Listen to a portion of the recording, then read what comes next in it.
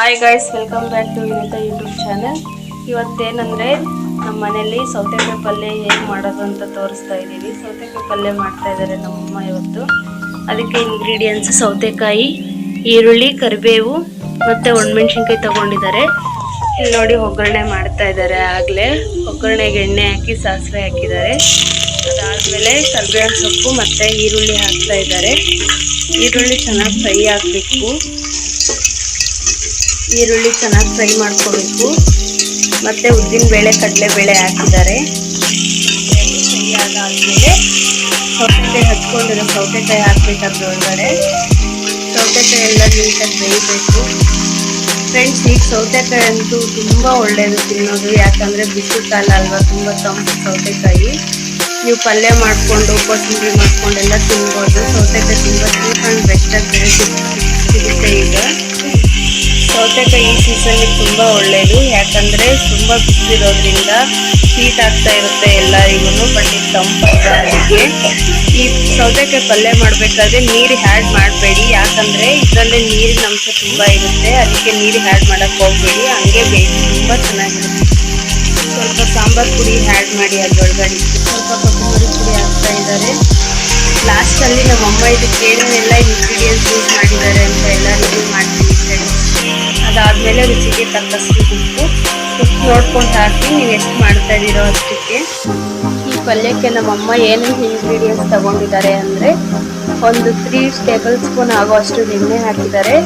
1 table spoon ಜೀರಿಗೆ ಹಾಕಿದ್ದಾರೆ. 1 table spoon ಸಾಸಿವೆ ಹಾಕಿದ್ದಾರೆ. ಅದೆಲ್ಲ ಸಿಕ್ಕಿದ್ದು ಆದಮೇಲೆ 1 ಟೇಬಲ್ ಸ್ಪೂನ್ ಕಡಲೆಬೇಳೆ, 1 ಟೇಬಲ್ ಸ್ಪೂನ್ ಉದ್ದಿನಬೇಳೆ ಹಾಕಿದ್ದಾರೆ. ಅದೆಲ್ಲ ಫುಲ್ ಚೆನ್ನಾಗಿ ಗ್ರೈಂಡ್ ಅದೆಲ್ಲ ಚೆನ್ನಾಗಿ ಬೆಂದು ಆದಮೇಲೆ 2 ಈರುಳ್ಳಿ ಹಾಕಿದ್ದಾರೆ. ಈರುಳ್ಳಿ ಮತ್ತು ಒಣಮೆಣಸಿನ್ಕಾಯಿ ಹಾಕಿದ್ದಾರೆ. ಖಾರಕ್ಕೆ ತಕ್ಕಷ್ಟು ಒಣಮೆಣಸಿನ್ಕಾಯಿ. ಅದೆಲ್ಲ ನೀಟಾಗಿ ಕೆಂಪಳ್ಳ ಫ್ರೈ ಆದಮೇಲೆ ನಮ್ಮಮ್ಮ ಅದಕ್ಕೆ ಸೌತೆಕಾಯಿ ಹಾಕಿದ್ದಾರೆ. ಸೌತೆಕಾಯಿ ಚೆನ್ನಾಗಿ ಬೇಯ್ತಾ ಇದೆ. ನಮ್ಮಮ್ಮ ಇಲ್ಲಿ 3 ಬೌಲ್ ಆಗುವಷ್ಟು ಸೌತೆಕಾಯಿ ಹಾಕಿದ್ದಾರೆ. ನೀವು ನೋಡ್ಕೊಳ್ಳಿ ಎಷ್ಟು ಹಾಕ್ತೀರಾ ಅಂತ. ಅದಕ್ಕೆ ಟೇಸ್ಟಿಗೆ ಎಷ್ಟು ಆಗುತ್ತೆ ಅಂತ ನೋಡಿಕೊಂಡು ಉಪ್ಪು ಮತ್ತು ಖಾರ ಕನ್ಸಿಸ್ಟೆನ್ಸಿಯಲ್ಲಿ ಹಾಕ್ಕೊಳ್ಳಿ. ಅದಾದಮೇಲೆ ಅದಕ್ಕೆ ಸ್ವಲ್ಪ ಸಾಂಬಾರು ಪುಡಿ ಮತ್ತು ಬರೀ ಕೊತ್ತಂಬರಿ ಪುಡಿ ಆ್ಯಡ್ ಮಾಡ್ಕೊಳ್ಳಿ. ತುಂಬ ಅಂದರೆ ತುಂಬ ಚೆನ್ನಾಗಿರುತ್ತೆ ಟೇಸ್ಟು.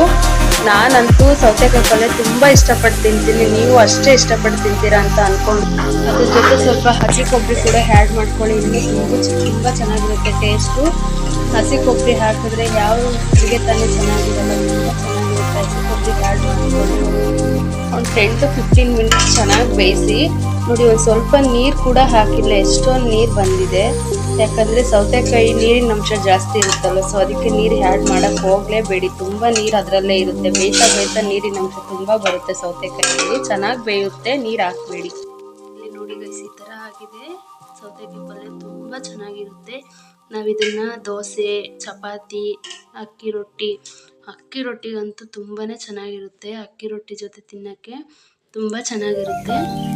ಎಲ್ಲ ಮನೆಯಲ್ಲಿರೋ ಇಂಗ್ರೀಡಿಯೆಂಟ್ಸ್ ಹಾಕಿ ಮಾಡೋದು. ಯಾವುದು ಮಸಾಲೆ ಆ ಥರ ಏನೂ ಹಾಕೋಂಗಿಲ್ಲ. ಐ ಹೋಪ್ ನಿಮಗೆಲ್ಲ ತುಂಬ ಚೆನ್ನಾಗಿ ಇಷ್ಟ ಆಗಿರುತ್ತೆ ಅಂದ್ಕೊಂಡಿದ್ದೀನಿ.